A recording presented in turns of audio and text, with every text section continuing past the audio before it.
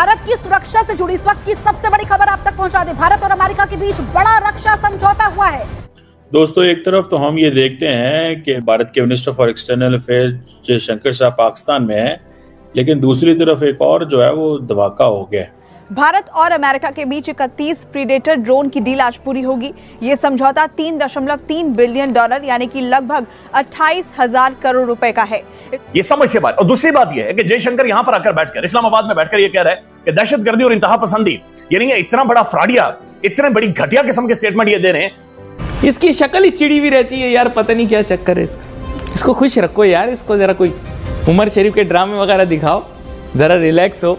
और वो धमाका ये है कि इंडिया ने 31 प्रीडेटर ड्रोन्स जो हैं वो अमेरिका से ले लिए हैं।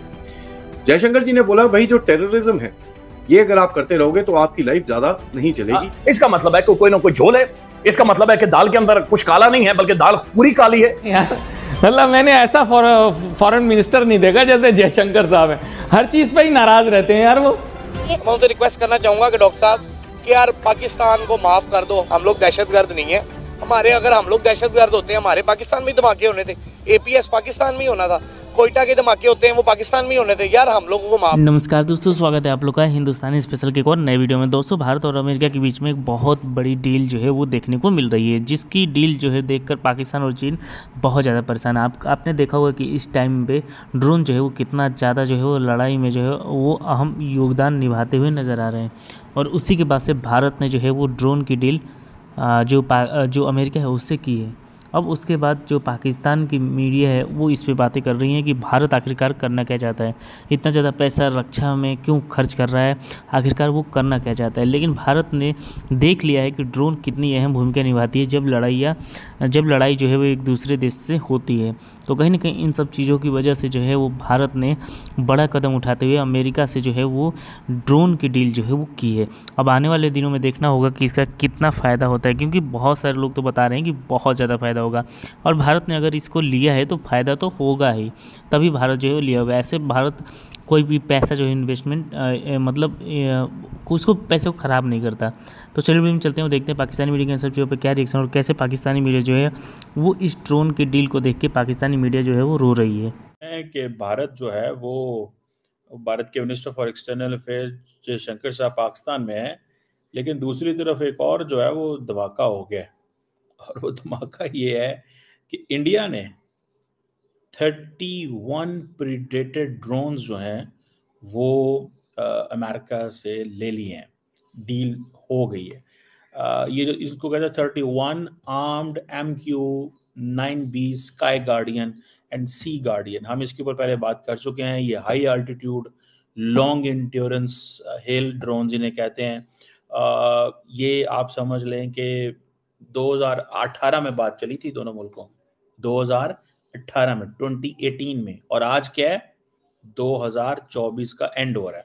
तो इंडिया और ये मतलब आप देख लें कि 3 साल वो और 7 साल बाद अमेरिकन इतनी मुश्किल से चीजें देते हैं। इंडियंस का वन ऑफ द प्रॉब्लम जो इंडियंस कहते हैं वो यही है कि अमेरिकन की जो टेक्नोलॉजी ट्रांसफर है या अमेरिकन जो चीज़ हमने लेनी होती है बहुत टाइम लगा के देते हैं।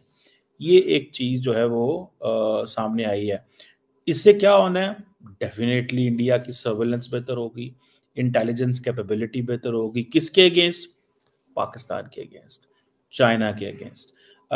चाइना की खित्ते में डोमिनेंस बढ़ती जा रही है एंड इंडियंस डू अंडरस्टैंड। अब देखिए 2018 में ये चीज़ इंडिया को परेशान करती है, लेकिन at the end of the day India चाहता है कि उसकी जो आर्म्स प्रोक्योरमेंट है वो सारी की सारी डिवर्सिफाइड हो। They must not be dependent on जो क्या नाम है उसका, इसराइल से भी ड्रोन्स लिए हुए हैं इंडिया ने। और वो आपको पता है इसराइल जो है इसराइल से रेंट पे ड्रोन ले लेते हैं। जैसे इंडिया जो है वो लीज पे सबमरीन्स लेता रहा है, इस तरह रेंट पे जैसे गाड़ी लेते हैं। आप किसी बाहर हम ट्रैवल कर रहे होते हैं, एयरपोर्ट पे गए, गाड़ी ली, वहां से 2 दिन के लिए 3 दिन घूमे घुमाए, वापसी गाड़ी की चाबी दी, जहाज पे बैठे जान अगले डेस्टिनेशन पे चले गए। इंडिया ऐसे भी करता है कि अब that is basically national security emergency है ना, that's why India has to buy this.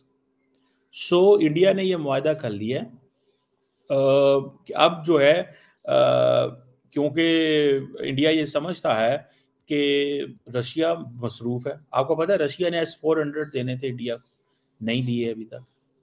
कुछ आए थे, 1-2 बैटरीज आई, बाकी सारी की सारी वहीं पड़ी हुई। क्यों? वो अपनी जंग में मसरूफ हो गए, इजराइल अपनी जंग में मसरूफ हो गया, बल्कि इंडिया इजराइल को असला देता रहा।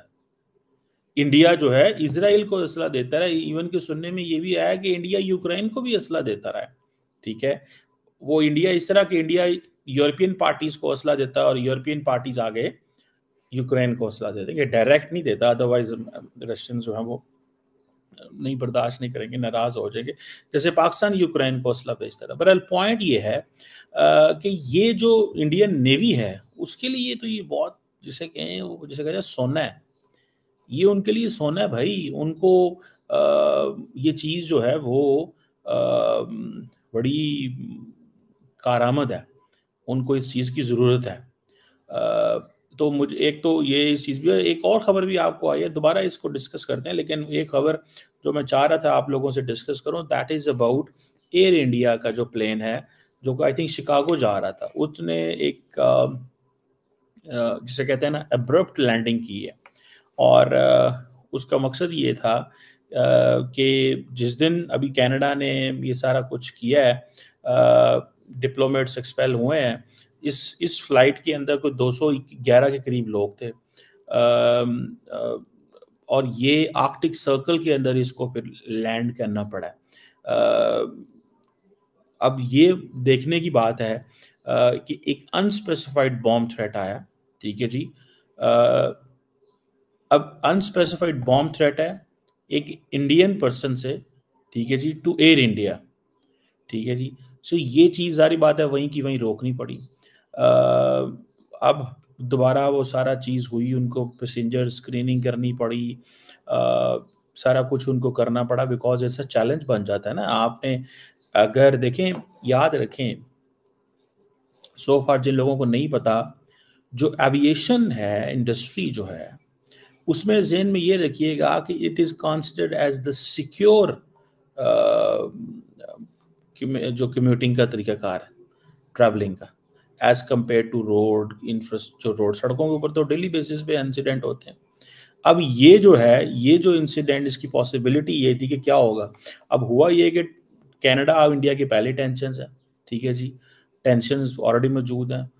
जस्टिन ट्रूडो साहब ने इंडिया पे कह दिया कि हम 6 डिप्लोमेट्स की डिप्लोमेटिक प्रोटेक्शन विड्रॉ करें, हमने इनसे सवाल जवाब करना है। उन्होंने डिप्लोमेट्स ही बुला ली, बल्कि इंडिया तो मुझे पता चला एक स्टेप आगे चला गया, और वो स्टेप ये चला गया है